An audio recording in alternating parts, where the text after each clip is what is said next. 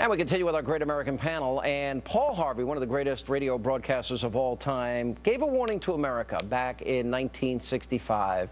So relevant to today. Listen to part of this.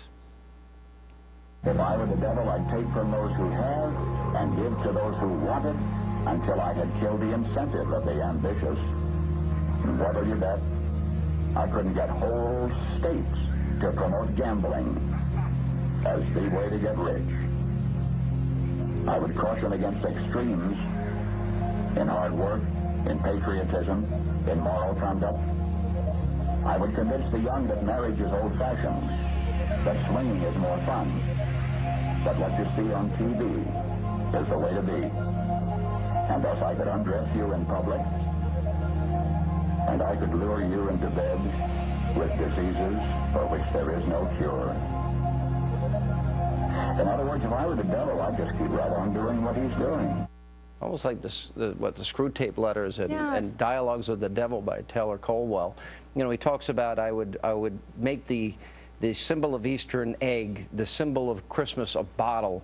He said, you know, I'd convince people, I would whisper that the Bible is a myth. I'd confide that, you know, work is debasing.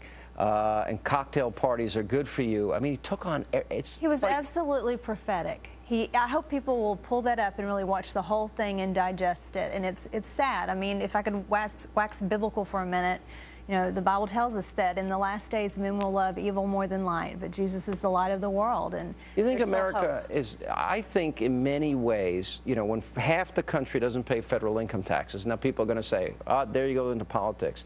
Something's changed from when my grandparents came here with no money, no safety net, and there's an entitlement mentality.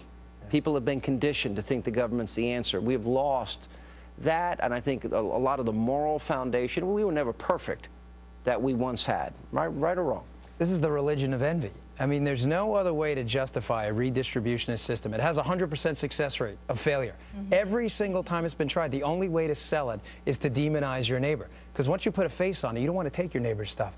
When you demonize them and you call them the millionaires and billionaires, which is nonsense, we know that just from the numbers, then it's easier to say, yeah, it's him, go get him. That's what they're doing. That's the road we're going down. This is the thing when the president will only criticize conservatives and not liberals and shows a double standard when he attacks the rich, when he attacks the wealthy, when he attacks gas companies, when he attacks Fox News and talk radio and conservatives, when he uses rhetoric, Republicans want dirty air and water. You know what? The president can't run on his record, and now he's going to divide the country, Joe. And it's going to be, I think, from now until November, it's going to be very ugly in this country. The country's been divided for a long time. And Obama's making it worse. Paul Harvey said this in 1965, and since 1965, Nixon, Carter, it's gotten worse. Reagan. You don't think it's gotten worse? Reagan, Clinton. Yes, it's gotten progressively worse on both sides from the very beginning.